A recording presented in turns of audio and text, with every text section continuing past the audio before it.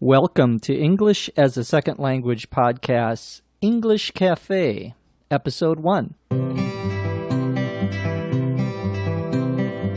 Welcome to the English Cafe.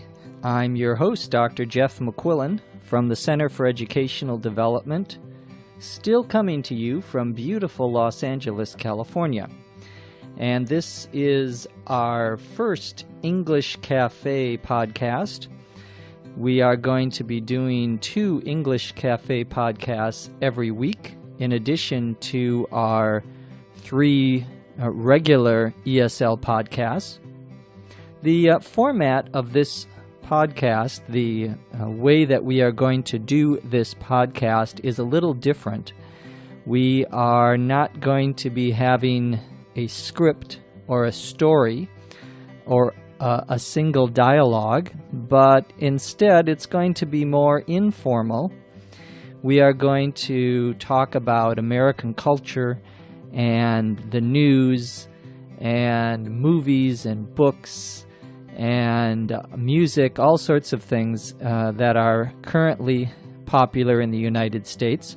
We're also going to be doing some different things. We're going to be doing some interviews.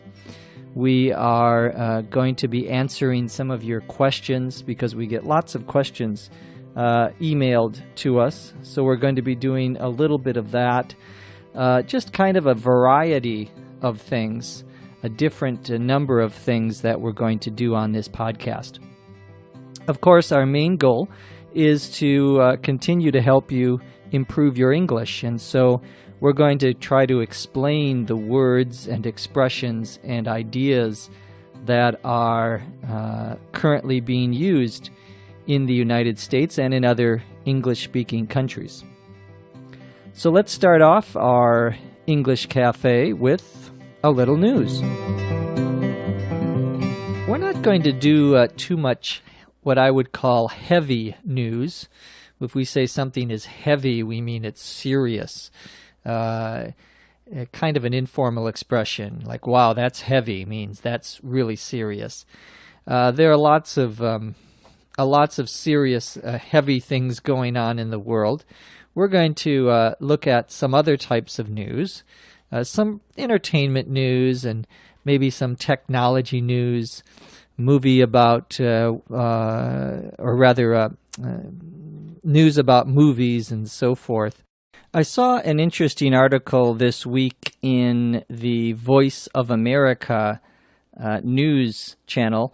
The Voice of America, you may know, is the U.S. government-supported news service. They have news broadcasts. They actually have a very good daily news summary that is read a little bit more slowly in what they call special English. So if you're interested in that, be sure to check out the Voice of America daily newscasts on the web. But there was a story that I thought was interesting this week. The title of the story, the headline, as we call it, the headline, Headline, is the what appears in big letters in the newspaper that you read. It's like the title. The headline was, "Aircraft Manufacturer Changing Design to Accommodate Aging Passengers." Well, aircraft, AIRCRAFT, is of course people who make, in this case, the manufacturer is someone who makes airplanes. Aircraft is another word for airplane.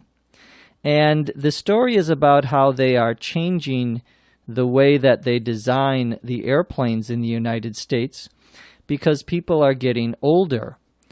And it says in 2006, the oldest of the generation known as the baby boomers, people born between 1946 and 1964, will be turning 60 years old. In fact, the U.S. Census Bureau projects that nearly 8,000 people a day will turn 60 in 2006. Well, what this is saying It says that the oldest of the generation known as the baby boomers, that term baby, 2 words, baby boomer, B-O-O-M-E-R, refers to, as the sentence points out, refers to those who were born between 1946 and 1964.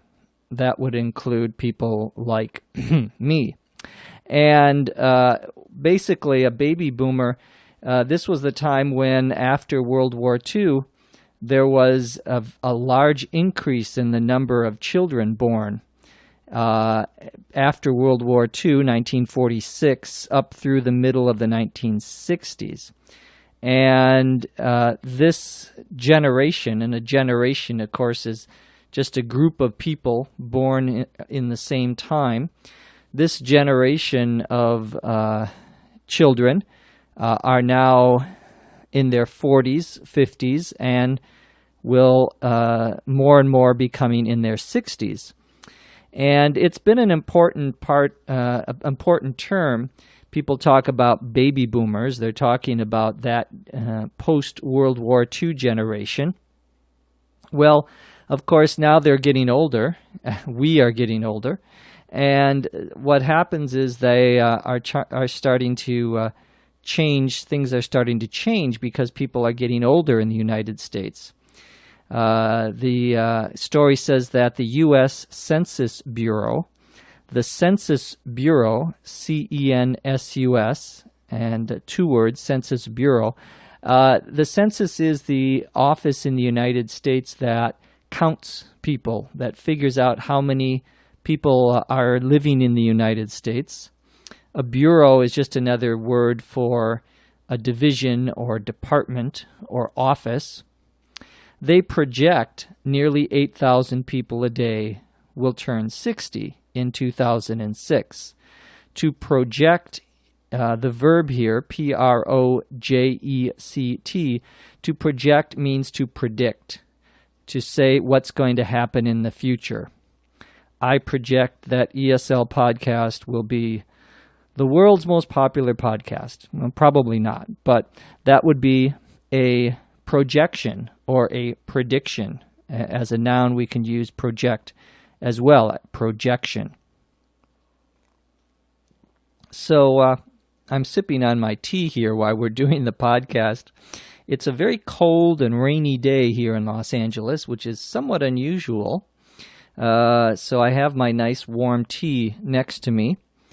Anyway, that's the story. There are other names that are given to different generations depending on when they were born. My generation, born up through the middle 1960s, is called the baby boomer. People after 1964, usually 1964 to, probably 1975 or so, are called Generation X. In fact, we sometimes just say Gen X, G-E-N-X. And Generation X just refers to people who are after the baby boomers, the post-baby boomers, you could call them. And after Generation X in the 1980s and 90s, people started to talk about Generation Y. Now, I'm not sure why we call it the generation after mine Generation X, or why the one after that is Generation Y. I guess the next one will be Generation Z. I don't know. And I'm not sure what will happen after that. But that's the name that's given. So when somebody talks about Gen X or Generation X, they're referring to people who were born probably between the middle 60s, maybe up through the middle 70s or early 1980s. That's just a term that you will see sometimes in the U.S. news or in other places. Now it's time to talk about movies. Some news about movies. The top movie in the United States this week is King Kong. And King Kong is what we call a blockbuster. A blockbuster, all one word, is a movie that's that sells a lot of tickets. It's a movie that is very, very popular. And King Kong is a blockbuster. It's a long movie. I think it's almost a little more than 3 hours long. On the official website for King Kong, of course it has an official website, it says the movie's about a crew of explorers and filmmakers set out to investigate the myths of the legendary creature King Kong. A crew of explorers, a crew, C-R-E-W, is a group. Usually it's a group of people who are working, often doing manual work with their hands. But we also use this for people who are on a ship.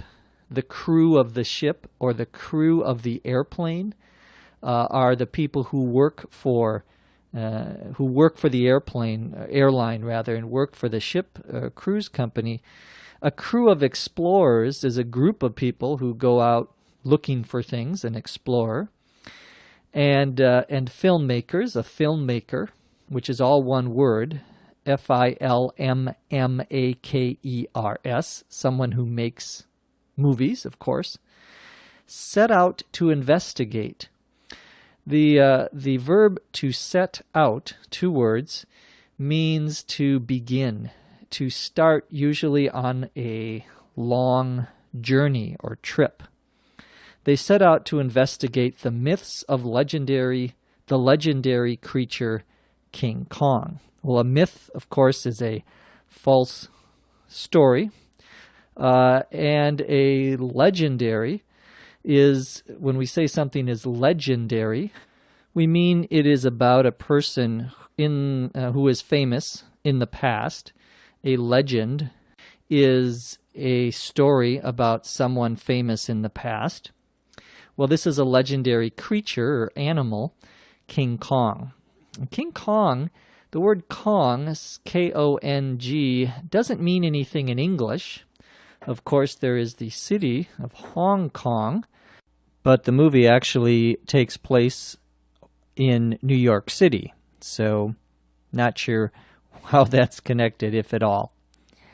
Anyway, that's the top movie this week. Now let's answer some questions.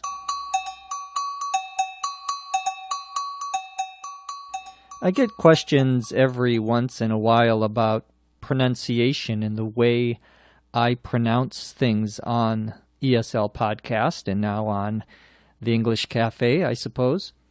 And